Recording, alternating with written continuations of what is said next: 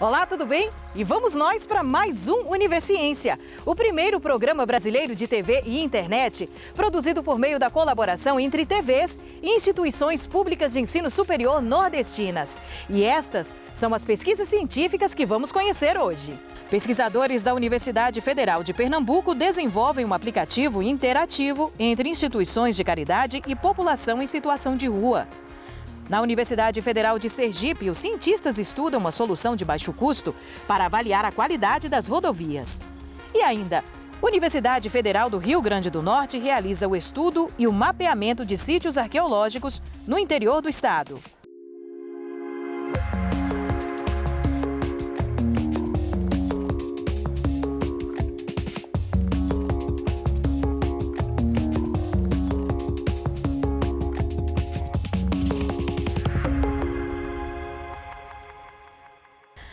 A ciência em nome da solidariedade. Que tal um aplicativo capaz de auxiliar a conexão entre pessoas em situação de rua e os interessados em ajudá-los? Pois isso já pode ser real, graças a um aplicativo criado por um estudante da Universidade Federal de Pernambuco. Vamos conhecer? Eu sou Rafael Leão, estudante de Ciência da Computação da Federal, da UFPE, aqui de Recife. Eu criei uma ferramenta para o combate à fome. Uma forma de aproximar as pessoas, tanto quem está passando fome, ou na rua ou em casa, com as pessoas que arrecadam doações e dar visibilidade a essas pessoas. O nome da ferramenta é Mapa da Fome. E você encontra ela pelo endereço mapafome.com.br. Atualmente nós temos 181 sinalizações no mapa e a gente aguenta 5 milhões de marcação, que a ideia é a gente estar atendendo o Nordeste, inicialmente, porque o Nordeste tem 7,7 milhões de pessoas que passam fome grave. O que foi importante para essa ferramenta existir foi verificar quais as ferramentas eram usadas no mercado e trabalhar com elas e fazer projetos de iniciativa própria para pegar experiência nelas, para você ser capaz de construir, dar um salto longo com ferramentas de longo alcance. Na faculdade dão uma visão, principalmente na cadeira de algoritmos, a gente tem uma visão para construir ferramentas que vão tratar de muitos dados. A gente é estimulado a criar programas, aplicações para mexer com um grande volume de dados. A ideia para criar o Mapa da Fome surgiu de uma conversa que eu tive de como erradicar a fome com mobilização social e que deviam existir mais tecnologias do bem no mundo para a gente estar tratando esses problemas grandes na humanidade. Também que devia ter mais visibilidade tanto para pessoas moradores de rua, que hoje em dia são invisíveis na rua, de que eles pudessem ser visíveis na internet e dar maior visibilidade para quem arrecada doações e ser mais fácil de conseguir entrar em contato com essas pessoas. O processo de desenvolvimento eu aprendi na faculdade, que foi na disciplina de projetão, que aceita estudantes de qualquer curso. Nele você aprende o que eu usei nesse projeto. Foram uma semana fazendo pesquisa de campo, entrando em contato com as pessoas que já estavam no meio, já arrecadavam alimentos, doavam alimentos. Fiz entrevista com pessoa que estava pedindo alimento na rua. Com o resultado dessas entrevistas, foram feitas modificações na ferramenta para se adequar e modelar o problema real. Eu acessei os jornais online, onde tinham matérias de pessoas arrecadando alimentos e tinha um contato delas. E eu fui fazendo contato com essas pessoas e marcando elas no mapa, buscando parcerias também, como, por exemplo, o CRAS, que são as pessoas que lidam com pessoas em vulnerabilidade social, insegurança alimentar. Isso que eu estou fazendo faz parte de empreendedorismo social, que são empreendedorismo que causam impacto social na sociedade. Aí começou com 19 marcações, e aí aos poucos 45, e quando foi divulgado, hoje em dia a gente está com 181. O mapa da fome é quando o Rafa estava construindo.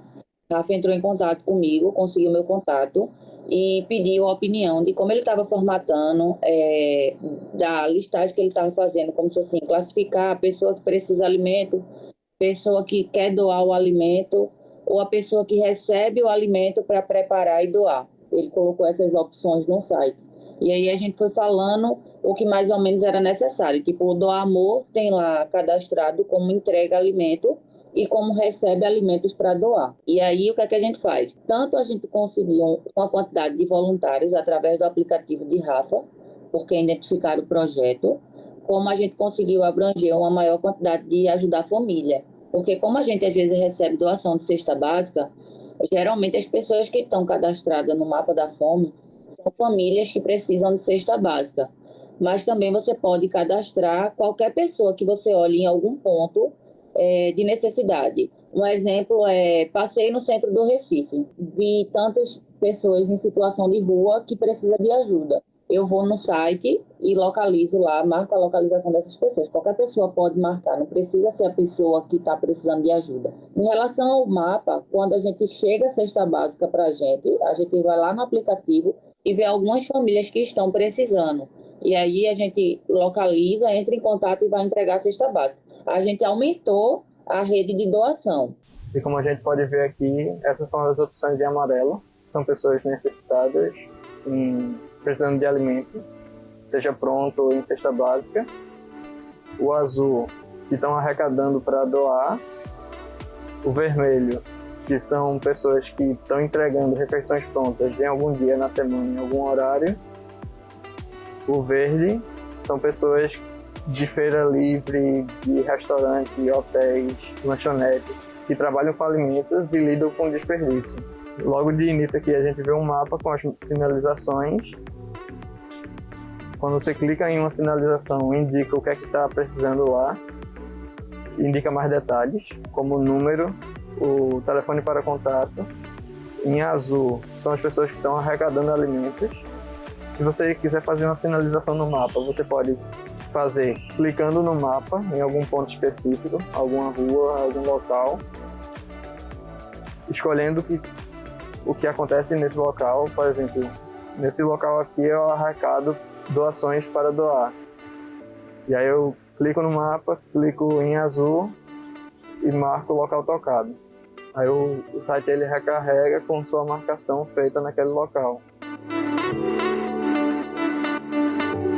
E a seguir, uma solução de baixo custo para avaliar a qualidade das rodovias. O Univerciência volta já já.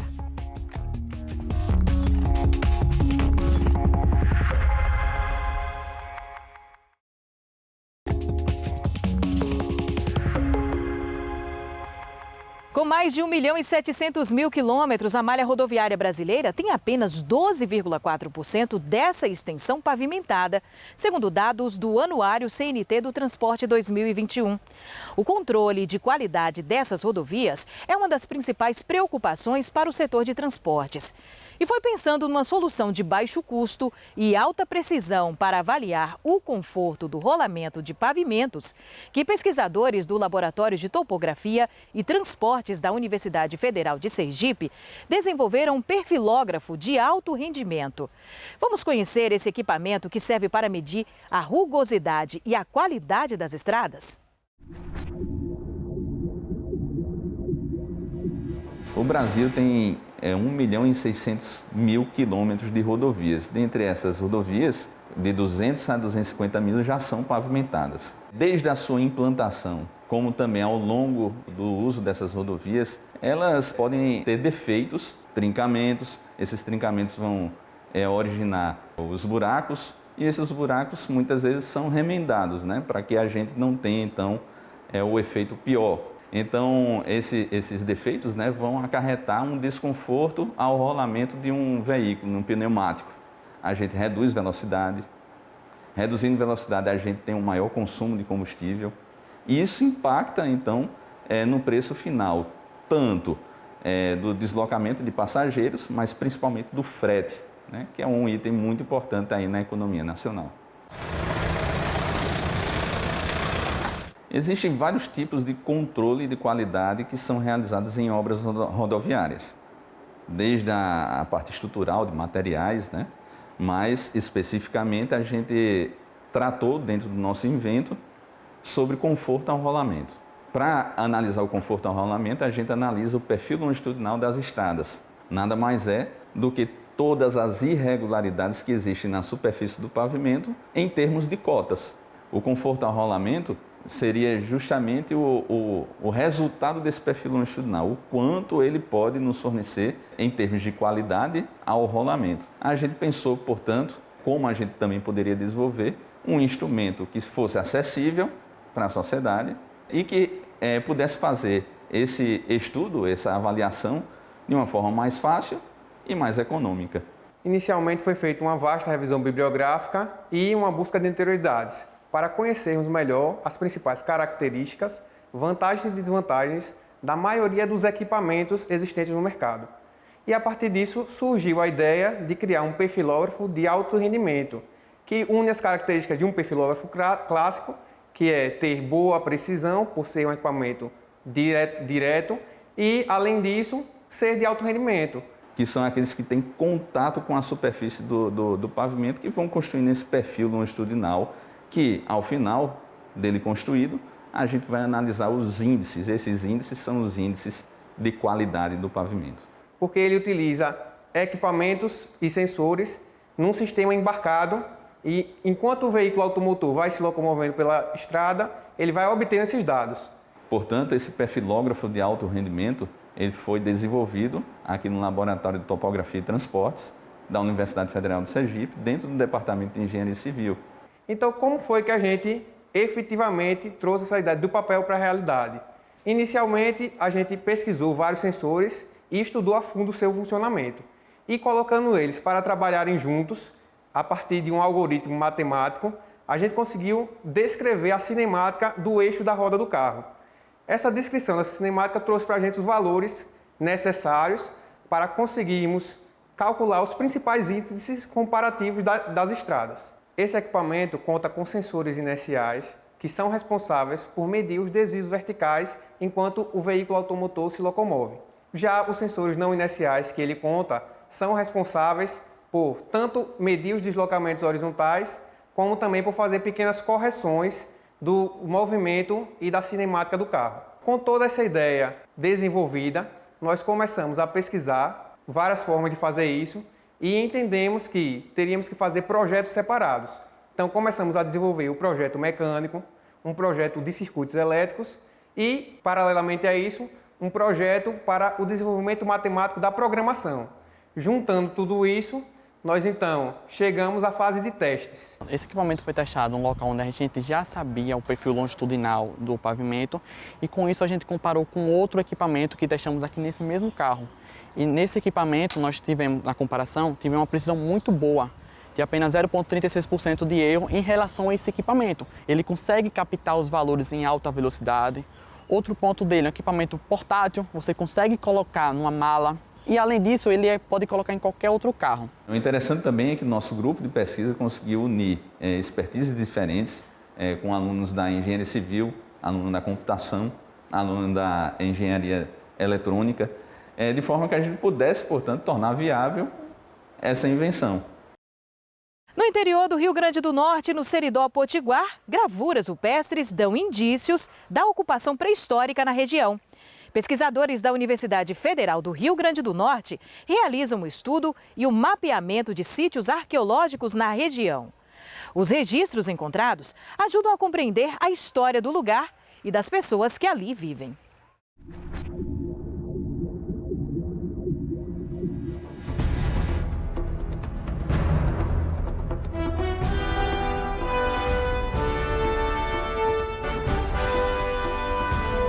Desbravando a mata que cresce no solo do semiárido nordestino, encontram-se as gravuras rupestres. As rochas marcadas revelam a presença de uma civilização milenar na região do Seridó Potiguar. E o que leva ao Seridó? Porque, de alguma forma, a arqueologia, e pegando a minha formação, ela é uma das áreas arqueológicas mais importantes, por assim dizer, da arqueologia das Américas. Assim, ela é um dos lugares mais antigos e tem muitos sítios arqueológicos. E muitos sítios arqueológicos são sítios de inscrições na rocha, que a gente está falando sobre o quê? Sobre arte rupestre, arte na rocha.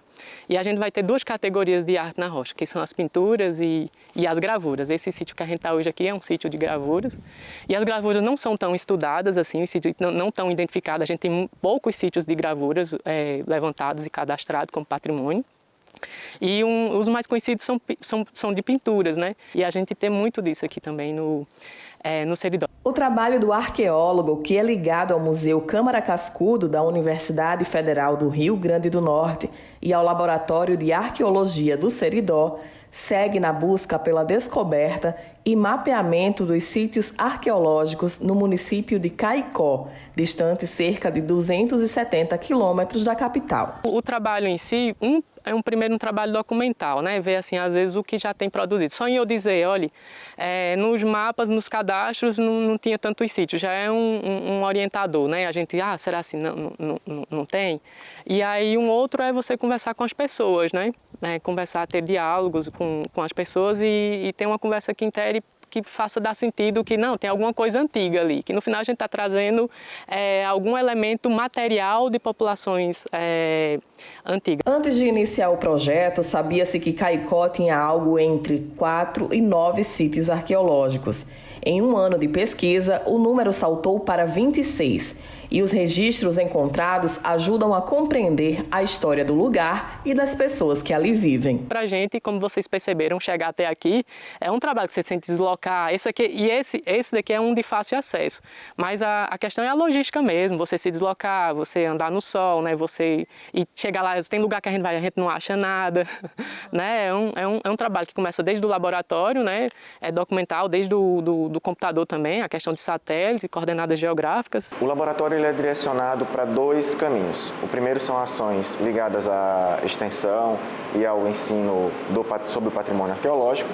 E o segundo, que é a vertente que a gente mais tem desenvolvido no momento, é o trabalho com a pesquisa tanto para as ocupações históricas, que aconteceram no Seridó desde o século XVIII, quanto relacionadas às ocupações pré-históricas, que são ocupações que têm milhares de anos aqui no Seridó Potiguar. Bom, os trabalhos são desenvolvidos a partir, basicamente, de 3 caminhos. A gente tem levantamentos de fontes, de livros e de documentos. A gente tem de relatórios de pesquisa também. A gente tem o trabalho de campo, que é a pesquisa de campo, a partir da escavação de sítios arqueológicos, do levantamento com sítios de arte rupestre, que envolvem tanto os sítios de gravura quanto os sítios de pintura. E a gente tem as etapas de análise de laboratório, que é quando o material que é coletado, que é escavado em sítios arqueológicos, ele é trazido para o laboratório. E aqui a gente tem alguns procedimentos, como a limpeza desse material, o acondicionamento dele em recipientes específicos para isso, que podem ser caixas arquivos ou caixas de marfinite. E a gente tem a análise desse material, onde a gente pega o material a partir, às vezes, de microscópios USB ou mesmo de uma leitura que a gente chama de macroscópica, que é quando a gente manipula a peça com a mão, a gente faz a descrição das características dessas peças. E aí a partir dessas características das peças, a gente desenvolve textos pensando como esse material era utilizado, quando ele foi elaborado, né? A gente tem várias questões aí nesse sentido. A gente tem um problema que quando parte de vestígios materiais antigos, especificamente as inscrições, não dá para a gente fazer uma datação direta, né? Aquela coisa, pegar e datar, a gente tem uma relativa. Aí, por Seridó, a gente tem isso de fogueiras, enterramentos humanos de 11 mil anos. E para as inscrições, as pinturas associadas à pintura, o pintado, a gente teria 9 mil anos, 11 mil anos. E para a gravura, aí a gente já teria um período mais recente, né, de 3 mil anos, 2 mil anos. Faz até a gente entender a própria paisagem, né? Quando a gente percebe que de 3 mil anos, as inscrições, pegando as gravuras, elas estão muito na área de rocha, na área de água, de corrente de água. E a partir de 3 mil anos é que vem configurar essa paisagem que a gente tem de semiárido. E a parte mais antiga, pegando os sítios de 11 mil anos, elas estão em partes mais elevadas, que seriam os topos. Seria com altitude mais elevada. Aí realmente assim, seriam os abrigos, né? Os chapadões. E aí você já teria seria um outro momento, uma outra paisagem. No final a gente está falando de relação pessoas e paisagem. Sim. E é bom a gente ver uma questão longínqua de ocupação, né? A gente tem muito essa ideia colonial do colonizador chegar, né? E a gente saber que outras populações estavam transitando, né? No Vale do Seridó. Essa é a parte interessante assim do projeto, a gente mapear e pegar municípios que outros municípios, ressaltando esse para Caicó, identificar esses outros sítios mais antigos. A gente tem que mapear tudo, ver a casa colonial, ver a casa de fazenda, mas a gente vê também que tem trânsito de populações mais antigas, que é se apropriando desses espaços, da paisagem, que eu vejo uma parte interessante. A gente vê uma sensação de pertencimento que quem estava, de deixar suas identificações, ter suas identidades de vínculo, né, que faz ter essa sua relação, né, a sensibilidade das populações e seu senso de pertencimento dentro dos seus marcadores de espaço. E no próximo bloco a gente confere que literatura também é ciência. É depois do intervalo, Universiência volta já já.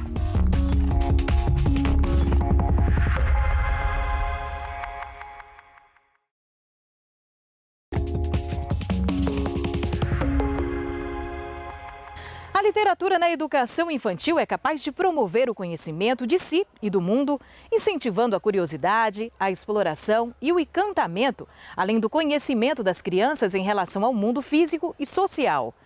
Partindo desse princípio, uma pesquisa da Universidade Estadual do Sudoeste da Bahia analisa, por meio de obras ilustradas, a contribuição da literatura na construção da identidade étnico-racial, na educação e na discussão das representações de crianças negras em histórias infantis.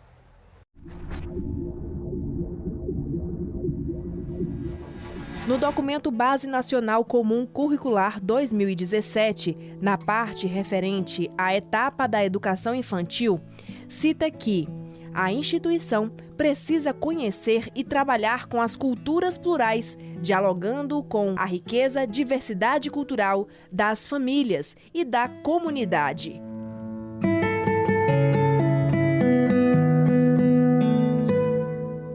Essa especialização, né, na UESB, especialização em educação e diversidade étnico-cultural, ela vem abrangendo diversas temáticas, né, não só as relações étnico-raciais, mas também a questão do indígena, a questão das religiosidades. Então, a gente estuda bastante temáticas importantes e aí eu me identifiquei, né, então achei importante estar levando essa contribuição, mostrando como a literatura ela pode contribuir, né, na construção da identidade étnico-racial das crianças. E fazer a junção da literatura infantil e das questões étnico-raciais dentro do espaço escolar é de extrema importância, não só para a construção da identidade das crianças negras, né, mas também pensando que a gente também precisa de educar as pessoas e as crianças não negras. E se você for estudar um pouco a questão da literatura infantil, anos atrás, décadas atrás, os livros contavam os negros o quê?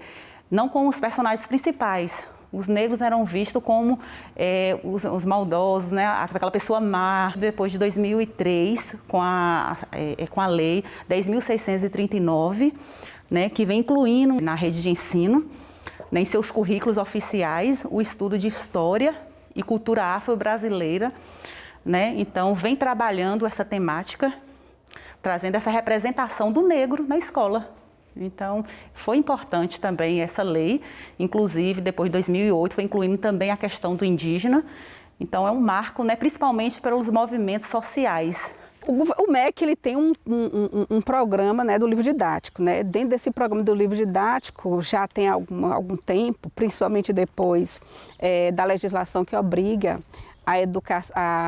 as escolas a trabalharem com história e cultura afro-brasileira, passou a ter uma quantidade razoável de acervo que trata especificamente das questões étnico-raciais na escola, não só do ponto de vista do negro, mas também do ponto de vista do índio. Ainda precisa melhorar, mas já temos um número razoável de boas indicações literárias e que a gente precisa, a todo momento, estar fazendo esse trabalho dentro das escolas, né, na educação básica, para que os professores da educação básica se utilizem desse material em sala de aula. De Betina, de Nina Lino Gomes, e também Maqueba Vai à Escola, de Ana Fátima Cruz, vem trazendo tanto a questão das narrativas como a questão da oralidade também, das ilustrações representando.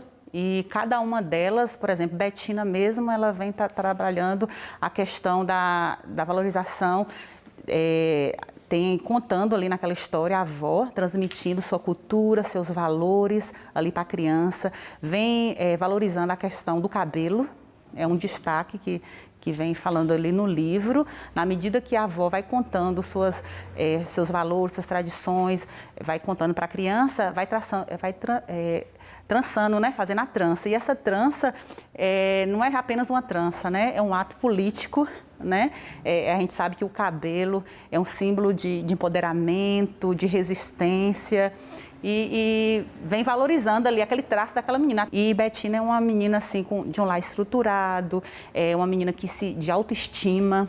Então isso é importante para a criança, né? Ouvir esse tipo de história também.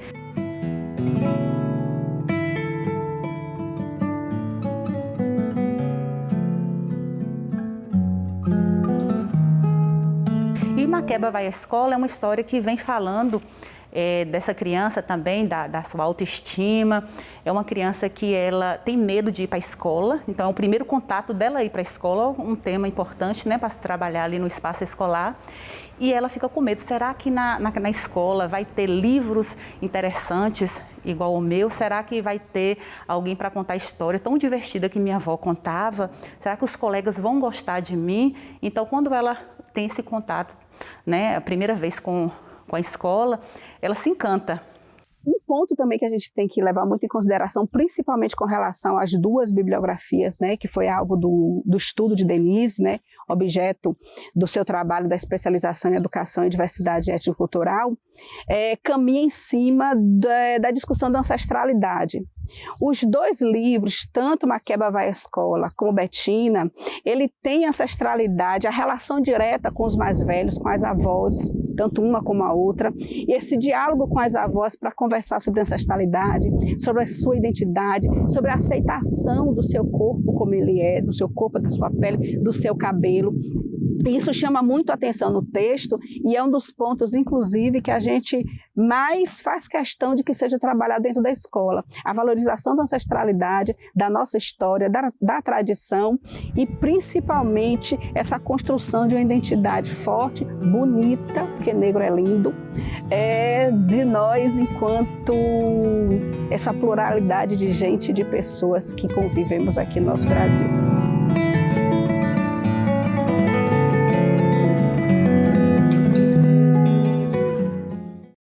E por hoje é só, mas no nosso próximo Univerciência teremos mais pesquisas científicas produzidas pelas instituições públicas de ensino superior do Nordeste para a gente conhecer. E se você tem alguma dúvida ou sugestão, envie para o nosso e-mail universiencia@uesb.edu.br que a gente explica por aqui. Tchau, tchau e até a próxima!